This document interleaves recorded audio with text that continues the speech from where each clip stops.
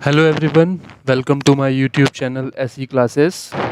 तो आज हम एक नई सीरीज़ स्टार्ट कर रहे हैं। ये सीजीएल से रिलेटेड जितनी भी वोकेबलरी है उसकी सीरीज़ है। ये 60 डे का कोर्स है और पर डे आपको 10 वर्ड्स मिलेंगे, टोटल 600 वर्ड्स। तो सीजीएल में इन 600 वर्ड्स के अलावा नहीं पूछा गया है, इसमें प्रीवियस ईयर्स भी इंक्लूडेड है और हिंदू के शब्द भी हैं इसमें, और वे पिक्चर्स के साथ अवेलेबल है, तो विजुअलाइजेशन होगा तो आपको ये रिमेंबर रहेंगे। और ये बातें अगर सिनोनिम और एंटोनिम भी आप अच्छे से याद रखते हो इन 600 वर्ड्स का, तो आपके अबव 1000 वर्ड्स प्रिपेयर हो जाएंगे। तो चलिए स्टार्ट करते हैं। तो ये इसमें प्रीवियस ईयर्स भी इंक्लूडेड है। तो चलिए लेट्स गो। फर्स्ट वर्ड है हमारा एबर्ट। एबर्ट का मीनिंग यहाँ पे होता है बी नेक्स्ट और have a common boundary with. मतलब दो चीज़ें जो एडजॉइन हो, जो साथ में हो, वहाँ पे आप एबर्ट वर्ड यूज़ कर सकते हो। सो इसके सिनोनिम जैसा कि adjoin, be adjacent, border, neighbour, वर्जॉन।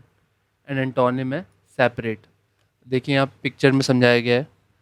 Ebert, have you notice our house abut each other. अब ये दोनों नेबर है तो इनके हाउस देखिए एडजॉइंड है, तो यहाँ पे इन्होंने एक एबर्ट वर्ड यूज़ किया है। तो क्लियर हो गया होगा, adjoin means abut. Next word पे चलते हैं। और मैंने ये वर्ड्स बेसिक लेवल से हार्ड लेवल लगाए हैं, तो पहले 15 से 20 दिन आपको ऐसे वर्ड्स मिलेंगे जो आपको अच्छे से याद हो जाएं, उसके बाद थोड़े हार्ड वर्ड लेंगे। ऐसे हम सारे 600 वर्ड्स कवर करेंगे। नेक्स्ट वर्ड है एक्मे। एक्मे मीन्स, ये प्रीवियस ईयर क्वेश्चन भी है, याद होगा अगर आपको, तो इसका मतलब होता है the highest point in peak. देखिए इस पिक्चर में क्या है, एक आदमी एक पीक पे चढ़ा हुआ है, माउंटेन की, या एक कह सकते हैं। तो एकदम ऊपर है उसके, एकदम जो लास्ट पीक पॉइंट है ना उस पे।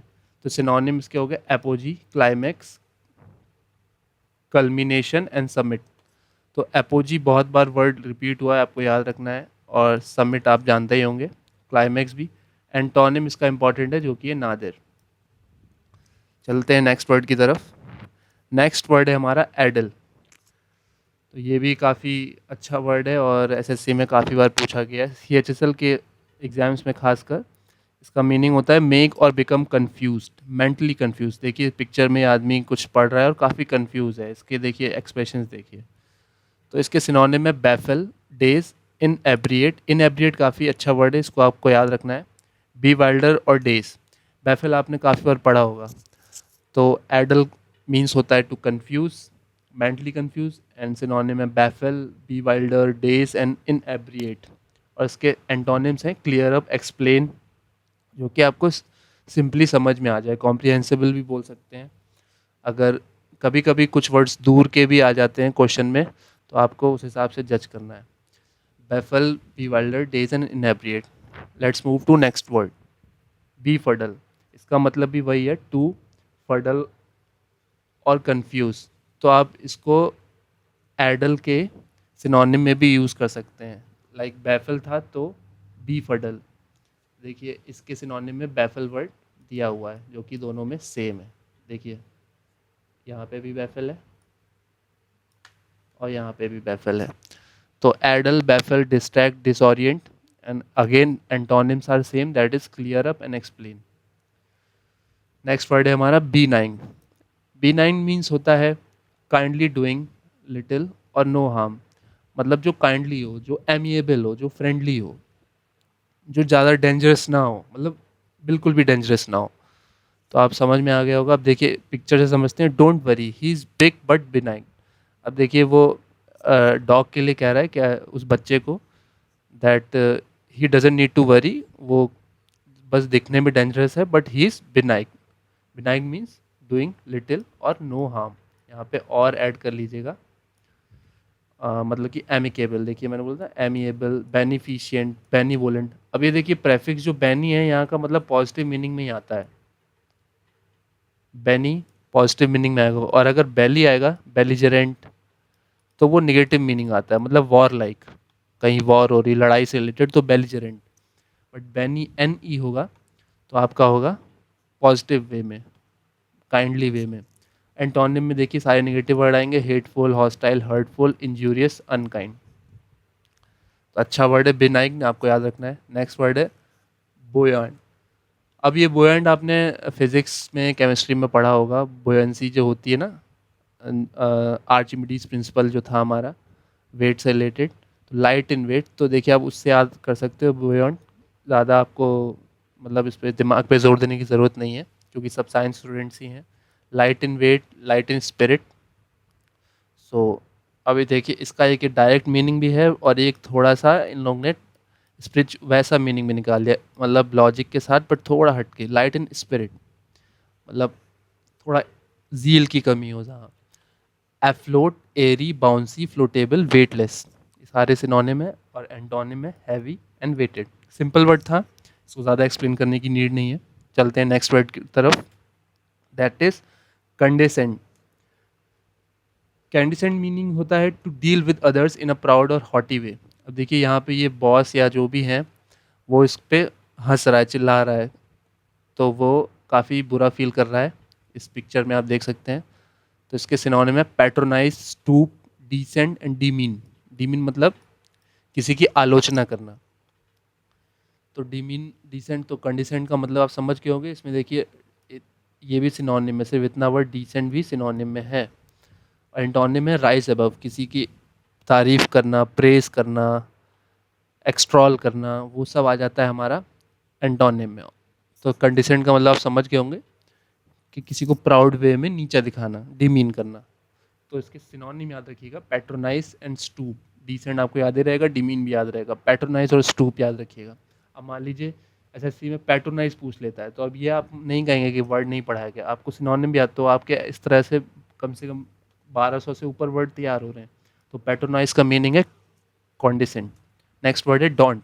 डोंट काफ़ी इजी वर्ड है, सबको पता होगा। फ्राइटेंड, अफ्रेड, डिसहार्टन मतलब डर लगना, डिस्करेज, इंटीमिडेट। इंटीमिडेट का डायरेक्ट मीनिंग होता है अफ्रेड। ओके, एंड फ्राइटन मतलब भी डरना होता है। डिस्करेज और डिसहार्टन भी सिमिलर है।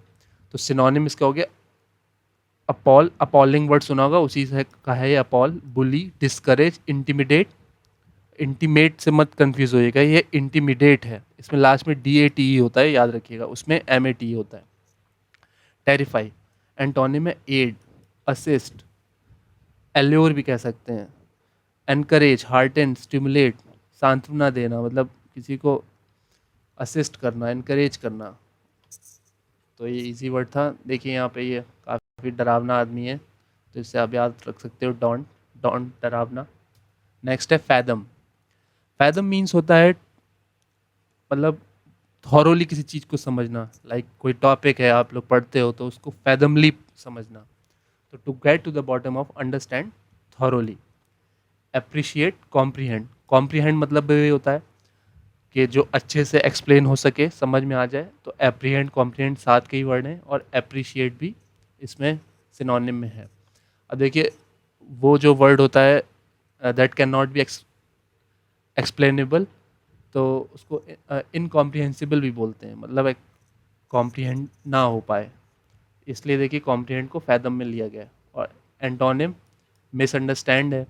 इनकॉम्प्रिहेंसिबल भी बोल सकते हैं, इनएक्सप्लिकेबल भी बोल सकते हैं। तो ये आपका हो गया फैदम।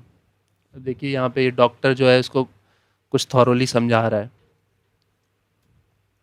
ग्लोट। अब देखिए to take satisfaction in something that makes another person seem inferior. अब ये गोट है, आप गोट से याद रख सकते हो ग्लोट।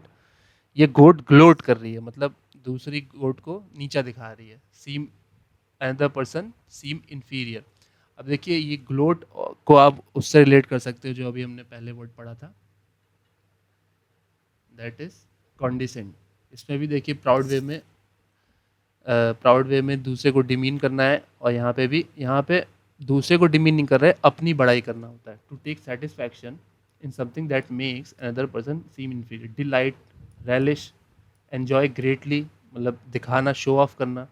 शो ऑफ भी आप इसको सिनोनिम में लिख सकते हो। कॉमिसरेट, सिंपथसाइज, बी सेड, ये सारे एंटोनिम में हैं। तो ये आपके फर्स्ट डे के 10 वर्ड्स हैं।